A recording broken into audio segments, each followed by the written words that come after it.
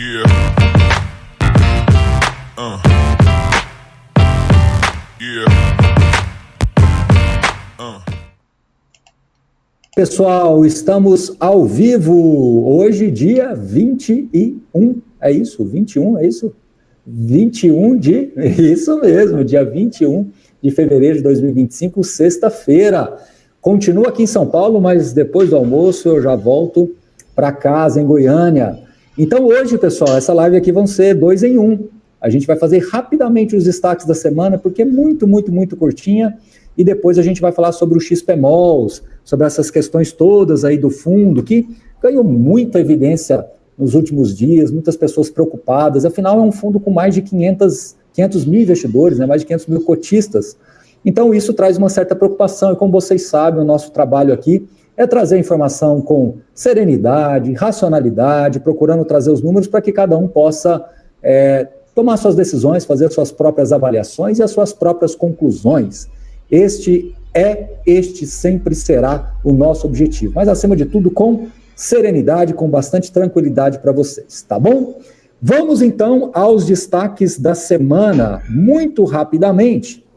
Nós tivemos o RBRP, que eu vou até pedir desculpa para vocês, porque a câmera está aqui, pessoal, mas eu tenho que ler aqui embaixo, tá bom? Então, me perdoem aí. Então, o RBRP, né, a CVM prorrogou aí por mais 6 meses, né, a alocação. Então, ela ia sair ali em junho de 25, né, 21 de junho de 25, ela pode sair mais para o final do ano, mais ali para dezembro de 25. Em hipótese de rescisão antecipada, ela tem que comunicar com aviso prévio de 120 dias. Então, o que isso representa? Que o fundo teria, né, na nossa leitura aqui, pelo menos aí um ano com a ocupação desses ativos que fica ali na região da Paulista, denominado edifício Delta Plaza, tá? E caso tenha alguma saída lá depois de dezembro de 25, o impacto na distribuição é marginal, ali na faixa de 1 centavo por cota. Obviamente pode ter investimentos, o fundo pode ter que realizar investimentos, transformar nesse molde, né, de plug and play, né, de turnkey, então isso a gente não consegue mensurar agora, tá bom? Com relação ao RECT, um fato muito rápido aqui, foi renovado um contrato de locação por mais 3 anos no edifício Canopus Corporate em Alphaville, em Barueri. Não são esperadas, então, mudanças de rendimentos, nada de impacto de rendimento, a vacância segue mantida em 7,3. Tudo bem? Então, vamos lá agora ao XPMOLs. Lembra a turma aí que dia 11 de março você vai estar aqui também com o Thiago. Bem lembrado. Dia 11 de março, pessoal, eu vou até pedir, o Nagashima está me lembrando aqui, dia 11 de março agora de 2025, eu estarei novamente aqui em São Paulo para a gente fazer uma live do aniversário da Suno de 8 anos. Então o link está aqui na descrição, a gente vai falar sobre essa questão de crises e oportunidades, né? Como é que você deve se posicionar nesses momentos. Então, vale acompanhar e vai ter muitas coisas legais aí para vocês. Então, o link está aqui disponível. Bem lembrado, Nagashima, vamos seguir em frente aqui. Vamos lá, eu vou olhar aqui, a gente preparou esses slides aqui para vocês, justamente para que a gente possa fazer uma coisa um pouco mais roteirizada, mais ponderada aqui. Então, a alavancagem bruta do fundo hoje é de 15,8%. O que é essa alavancagem? Os passivos dividido pelos ativos. Lembrando que hoje nós estamos falando de um fundo com quase 8 bilhões de reais em ativos. Quais são as obrigações de parcelas a pagar? Por volta de 679 milhões de reais. Quais são as obrigações por securitização? Aquela clássica, né, de CRI, que é uma dívida mais alongada, né, as obrigações para pagar são mais curtas. Já as obrigações por securitização são mais alongadas, por volta de 556 milhões. Então hoje a alavancagem em CRIs do XPMOLs na faixa de 7%. Tá bom? Quais são as amortizações previstas para 2025? 23 milhões agora em 2025 e 28 milhões, 28,8, estou falando em grandes números, tá? Para 2026. Agora, repare que, como é um fundo grande, apenas com a retenção dos 5% dos resultados, por exemplo, já seriam suficientes para honrar as amortizações desses CRIs. Então, vamos esquecer as obrigações a pagar do fundo de aquisições. Vamos olhar apenas para a estrutura financeira do fundo. Hoje, o XPMOLs, considerando apenas os resultados recorrentes do fundo, com a retenção dos 5%, ele já seria capaz de fazer as amortizações. Isso aconteceu, por exemplo, com um bom tempo com a HGLG, né? A gente até viu isso acontecer, acho que a HGRE também, que são fundos grandes, que têm um nível de alavancagem relativamente baixo, 7% é um nível de alavancagem baixo, e como o fundo é grande, gera bastante resultado, apenas os 5% já seriam suficientes para esses próximos 2 anos. Tudo bem? Qual é o caixa do fundo hoje? 417 milhões. Quanto que ele tem em fundos imobiliários? 1,4 bi de reais, né? Porém, né, são ativos core, cerca de 300 milhões de reais aí, e tem posições em outros fundos imobiliários, CPSH, MOL, CPLG, CEPOF e RVBI. Bom, aqui eu acho que talvez esteja o grande ponto mais polêmico, e aí eu concordo que o fundo acabou tomando posições em fundos da Capitânia, os quais, alguns deles eu concordo, outros nem tanto. Por exemplo, eu não vejo muita necessidade de CPLG, não fazia o menor sentido o fundo ter posição em CPLG, CEPOF também não. Agora, EVBI, que é um fundo de renda urbana, o CPSH e o próprio MOL, eu já não vejo tantos problemas assim. Então, acho que aqui nós temos um primeiro comentário onde eu acho que vale fazer um asterisco.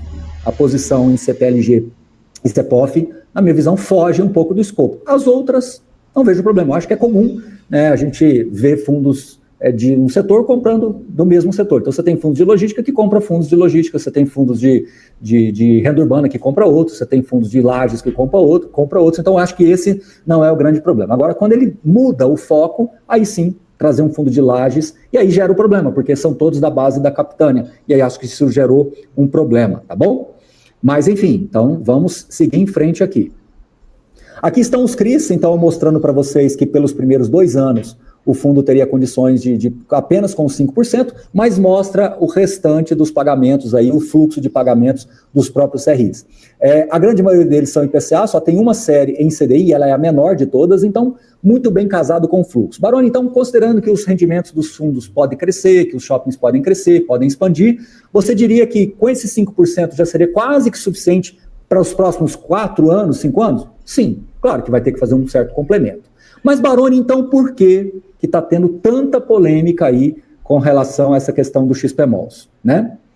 Aqui é só para mostrar para vocês a DRE, para mostrar que realmente tem um resultado razoavelmente elevado e que tem essa retenção, mas, Baroni, você está desconsiderando, porque a partir do momento que reduzir a posição de caixa, vai diminuir a receita financeira. Sim, da mesma forma que você vai ter outros fluxos entrando justamente de aluguéis que vão sendo recolocados e, enfim, o crescimento orgânico do fundo. Então, no final das contas, o que eu quero deixar para vocês é que, do ponto de vista de CRIs, do ponto de vista de financiamento de longo prazo, francamente, eu não vejo problemas para o XPMOLs, tá bom?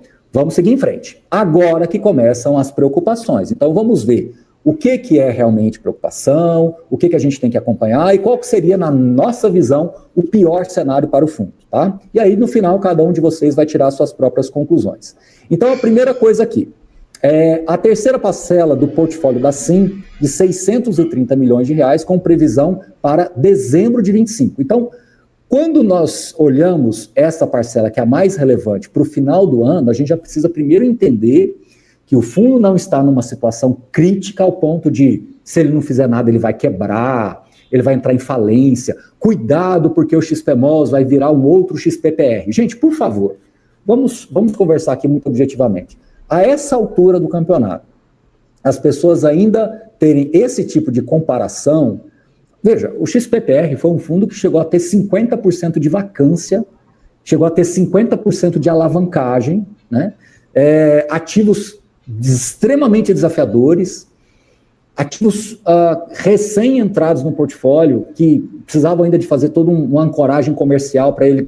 É muito diferente, mas muito diferente do XPMOLs. Então, só porque é XP. Bom, quem tiver nesse escopo de querer, pela gestora, generalizar por todos os ativos, aí, infelizmente, eu não tenho muito o que ajudar vocês, eu não tenho muito como avançar, né? Eu até costumo dizer que alguns gestores, eles fazem excelentes trabalhos em alguns fundos, medianos em outros e ruins em outros. Eu acho que a XP tem um excelente exemplo aqui. Eu acho que o XPMOLs, no final das contas, tem sido um fundo bom, que tem crescido, que tem gerado um rendimento bastante estabilizado, gerado opcionalidades também de gestão ativa, e no caso do XPPR realmente foi muito ruim o trabalho, enfim, isso já não é novidade para ninguém. Agora, se você quiser forçar a barra e querer comparar as duas coisas, infelizmente esse vídeo vai te ajudar muito pouco. Mas vamos retomar aqui ao nosso racional, tá? Segunda e terceira parcela do Jundiaí Shopping, de 126 milhões, sendo 63 milhões em dezembro de 25 e 63 milhões em junho de 26. Opa, aqui já acendeu um outro sinalzinho amarelo. Então você está querendo me dizer, Barão, que para o final do ano vai ter os 630 milhões do portfólio da SIM e também os 63 milhões, então nós estamos falando de quase 700 milhões. Esse que está o problema. Esse que está o X da questão. Aí você já pode virar para mim e falar assim, então realmente vai ter problemas graves, ele precisa vender urgentemente imóveis. Calma que a gente vai chegar lá na frente. 17 milhões referente à aquisição de 5% do Shopping Praia Belas, então a essa altura do campeonato 700 milhões, 17 milhões é pouco dentro desse universo todo. O desenvolvimento do shopping do FL Shops, né, que é ali que está no coração aqui, né, do JK aqui, né, 179 milhões, mas esses desembolsos, eles são graduais, eles vão acontecer até o segundo semestre de 2026, então não é problema. Parcela final do portfólio Allos, que é de 161 milhões, em janeiro de 27, também não é problema.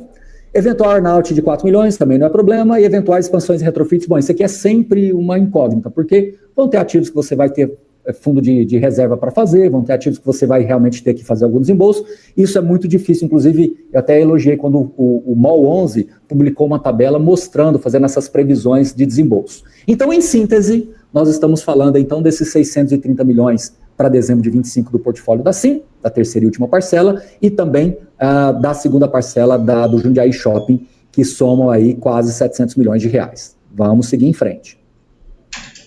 Esse daqui foi o gráfico que assustou todo mundo, porque as pessoas foram lá na última linha e falaram assim, então o fundo vai quebrar, porque ele vai ficar 49 milhões negativo, o fundo vai quebrar, vai acontecer um problema.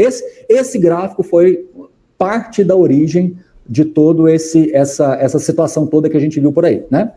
Mas vamos voltar a lembrar, nós estamos falando de um fundo que tem ativos que são avaliados em 8 bilhões de reais. Então, vamos avançar mais um pouquinho aqui. Agora chegamos, acho que é o slide mais importante, sem dúvida nenhuma. Quais são as alternativas para o XP Malls? Primeiro, concordo com as pessoas que disseram, venda de imóveis. Então, você pode, hoje, eu diria que o XP Malls, os 5 principais ativos do fundo, olha, muito francamente, teria pelo menos uns 3 ali, que se a gestão quiser vender uma participação, ela vai ter ganho de capital e não seria muito difícil ela vender uma participação. Então isso pode acontecer, né? E se ele vender, ele resolve esse problema, porque ele tem uma posição de caixa, ele vai conseguir fazer esses pagamentos, né? Então ele vende ali 300, 400 milhões de reais, consegue trazer esse resultado, consegue equacionar a estrutura de capital e ainda distribui um resultado adicional. Então, essa é uma possibilidade. Quanto tempo ele tem para fazer isso? Nós estamos em fevereiro e eu acabei de mostrar para vocês que essa contagem regressiva é até dezembro, não é isso? Então, ele teria 10 meses aí, né, 9, 10 meses para tomar alguma atitude nesse sentido. Otimização da estrutura de capital. O que ele pode fazer? E isso aqui meio que conecta com a parte de baixo. Aliás, antes de falar da estrutura de capital, deixa eu falar para o próximo item, depois eu volto nela. Um ponto que resolveria o problema é vender fundos imobiliários, esses não muito estratégicos, que conseguiria fazer caixa de mais uns 200, 300 milhões de reais e resolver o problema. Acho essa possibilidade, com o cenário de hoje, pouco provável. Por quê? Porque esta operação geraria prejuízo contábil, né? E acho que isso não é o caminho desejado, embora o fundo tenha reservas acumuladas, mas eu não vejo isso como uma possibilidade para se fazer agora, tá? Antes que vocês já vi alguns comentários aqui, pessoal, eu não quero entrar nesse detalhe, mas se vocês forem por esse caminho, realmente fica difícil. É vocês ficarem muito focados o gestor está lá macumunado, sei lá o quê, com a capitânia, não sei mais o quê. Se vocês forem pelo caminho da índole das pessoas, da honestidade das pessoas, é melhor vocês... não tem muito como a gente avançar. A gente está tentando falar daquilo que são fatos, entendeu? Se esse é um divisor para vocês de um fundo que investe numa determinada gestora me incomoda, pega todos os seus fundos, você vai perceber que tem muitos deles que investem em outras gestoras e vice-versa, e que se isso te incomodar, e eu respeito, a gente não tem o que discutir, né? A gente não tem o que avançar. Agora, se você perceber que isso é 5, 4, 3% do patrimônio e você consegue conviver com isso, tudo bem, a gente consegue avançar. Então, assim, vamos tentar manter a racionalidade, porque se a gente for por esse aspecto de discutir a idoneidade das pessoas, a gente não consegue avançar de maneira objetiva aqui, tá bom? Então, se para vocês for uma linha de corte e eu respeito, legal. Só que faça isso para XP, faça isso para BTG, faça isso para Quineia, faça isso para HSI, faça isso para 20, faça isso para todos os gestores, aí você vê o que vai sobrar. E o que sobrar, aí sim você investe, tá tudo certo, entendeu? Então vamos ter racionalidade, afinal são 560 mil cotistas, e a gente viu alguns vídeos aí, a gente viu alguns comentários que impactam a vida das pessoas. Afinal de contas, muitas das vezes os dados são trazidos, as opiniões são trazidas e impactam. Então eu estou aqui me posicionando pelo compromisso que a gente tem com o nosso público de trazer sempre o dado que a gente está vendo. Então aqui não está tendo opinião. Não sei se vocês perceberam, mas até agora eu não dei opinião, eu estou trazendo os dados para vocês entenderem, tá bom? Cotação, a otimização da estrutura de capital. Então vamos falar sobre esse tema, né? O que seria a otimização da estrutura de capital? É você tentar fazer de uma forma em que você traga mais recursos para que você possa sanear essas obrigações por aquisição de curto prazo. Leia-se dezembro de 25. Então, o foco do problema está em dezembro de 25. E qual é o tamanho desse problema? É alguma coisa na ordem de 200 a 300 milhões de reais, num fundo que tem 8 bilhões de ativos, num fundo que hoje tem 7% de alavancagem. Então, considerando que às vezes o mercado não vai melhorar e o fundo não vai voltar lá para a cota patrimonial, ele não vai conseguir fazer uma nova oferta, e ele não vai conseguir vender nenhuma participação em nenhum ativo, o cenário pior é o fundo chegar lá em dezembro de 25 e falar assim, olha, eu preciso de 200, 300, 400 milhões de reais aqui, entre 200 e 400 milhões de reais, e o que eu faço para resolver isso? E aí, o pior cenário, na nossa opinião, é essa alavancagem, que hoje está em 7%, subir para entre 9% e 12%, a depender das condições que ele conseguir ali, alguma negociação aos 48 do segundo tempo. Então, o pior cenário seria a alavancagem do XPMOL sair de 7% para 11%, 12%. Este é o pior cenário. Então, nós estamos falando de um fundo que tem hoje um passivo de 500 milhões de reais, passaria a ter um passivo de 800, 900 milhões de reais, num fundo de 8 bi de patrimônio. Essa, agora sim, acaba se tornando meio que a minha opinião, porque quando você desdobra os dados, são esses os dados finais, tá bom? Ah, Baroni, e se o mercado melhorar? Se o mercado melhorar, surgem... Não vamos nos esquecer, vou até pedir para o Nagashima que está aqui dar uma olhada, quando que o XP estava negociando, o XPMOL estava negociando aí a 113, 114, não deve ter muitos meses. O Nagashima vai verificar aqui para mim, mas eu quero lembrar a todos vocês que o mercado caiu muito nesses 4 meses. Se a gente voltar um pouquinho mais para trás, o fundo estava perto do patrimonial. Então, existe a possibilidade de emissões se o mercado dá uma melhorada? Existe. O mercado vai melhorar? Não sei. E se o mercado melhorar, fazer uma emissão para captar 200, 300 milhões num fundo desse tamanho? Me parece rápido e fácil, né? Se o mercado não melhorar, eu acho que existe a opção da venda. Hoje você tem liquidez em alguns ativos ali que me parecem ativos troféus que para se você vender uma participação não é difícil. O pior de todos os cenários é realmente esse da alavancagem subir hoje de 7% para 11%. Obviamente, a gente não gostaria de ver o fundo tendo que se desfazer de fundos com prejuízo, porque isso impactaria a renda, ainda que o fundo tenha reservas acumuladas, tá bom? Jovem, explica, para que ficar falando assim, né? Eu acho que você não precisa ficar falando desse jeito, a gente não está passando pano para ninguém, eu estou trazendo dados. Se você vier com esse discurso, infelizmente vai ficar ruim só para você, porque a gente está falando com racionalidade. Eu acabei de criticar a XP no XPPR e acho que exageraram na crítica do XPMOS. Eu acho que ele tem uma situação de atenção, mas longe de ser alguma coisa que vai estourar o fundo. Inclusive, já emendando nesse assunto, sobre essa questão de operar vendido. A gente viu também algumas pessoas falando, vi num podcast que estão shorteando fundos de shoppings. Primeira coisa, vamos abaixar a bola um pouquinho, porque o XPMOS está sendo shorteado em 1,5% do free float dele, e com base nos dados hoje, esse short não está dando muito certo, porque o short foi feito agora, na cotação praticamente nesse mesmo patamar, e nós estamos falando de 1,5% do free float. É uma posição de 80 milhões de reais vendida num fundo de 8 bi. Então, assim, pessoal, vamos colocar a bola no chão, vamos acalmar, vamos acerenar, porque, assim, são 500 mil cotistas, a gente tem que ter também uma certa vontade, uma força de vontade, de a gente crescer um pouquinho, vamos fazer crítica, mas vamos fazer crítica com contundência, entendeu? Estou acabando de falar aqui da XP, que, na minha visão, fez um trabalho ruim no XPPR, E, na minha visão, ele faz um bom trabalho no XPMOLs. Ah, mas esse problema existe. Sim, esse problema existe, mas está longe de ser um problema que vai gerar insolvência, quebradeira, vai virar o próximo XPPR. É um exagero, assim, eu diria até infantil, pueril, sabe? Infantil. Então, esse pensamento é infantil. Desculpa, mas é infantil, entendeu? Então, se eu venho aqui e me posiciono com dados, eu acho que está longe de eu sair aqui falando agora, então vamos todo mundo comprar, acho que agora... Não, eu acho que você tem que ter dimensão do risco que você está tomando. O risco é esse. Se o XPMOLs tivessem ativos ilíquidos, ativos ruins, eu ficaria mais preocupado, não é o caso.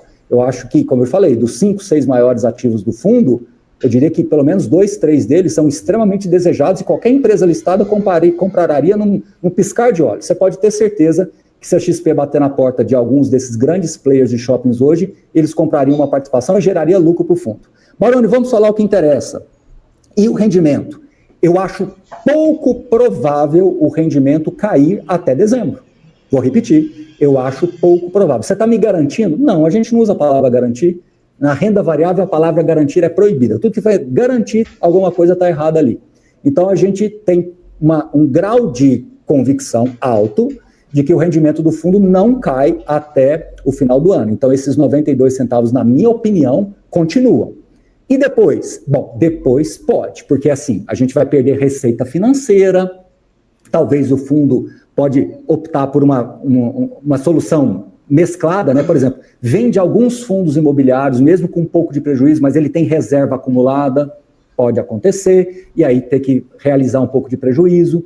Ele pode buscar talvez uma nova alavancagem e aumentar um pouco mais a despesa financeira do fundo no curto prazo. Isso tudo pode acontecer. Então, qual que seria o pior cenário de renda para o fundo?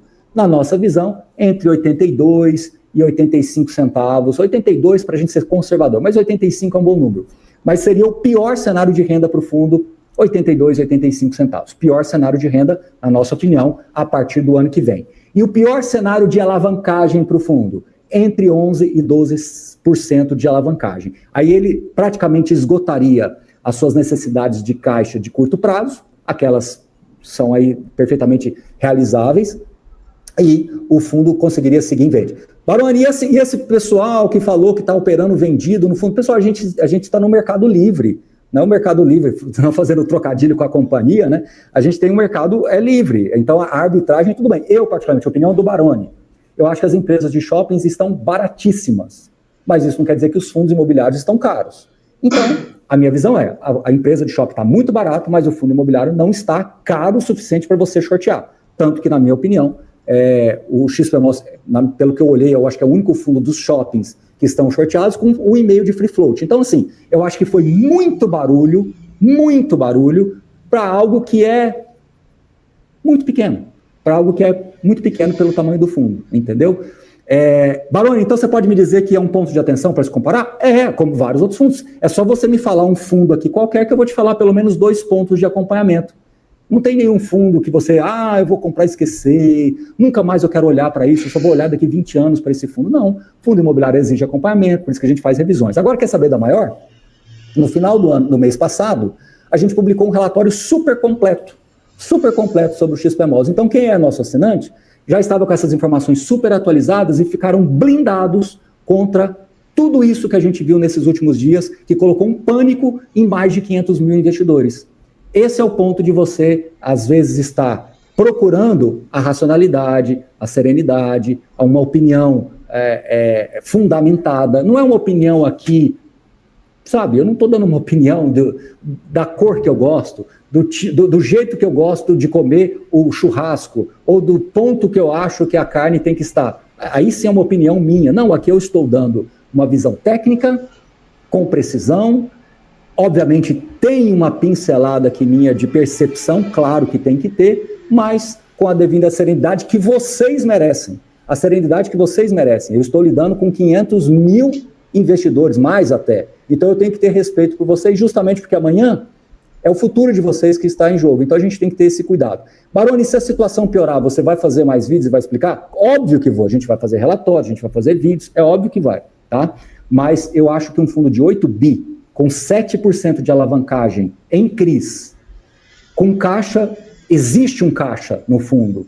Ele tem muitas e muitas opcionalidades, longe, mas muito longe de comparar com o XPTR e muito longe de falar em insolvência, quebrar fundo, mas muito, muito longe disso. Risco existe, preocupação existe, mas muito longe de falar isso. Muito obrigado, vou voltar para Goiânia, a gente não vai ter vídeo hoje à noite, tá bom? Porque a gente vai estar em trânsito aí, mas segunda-feira voltamos com a programação normal.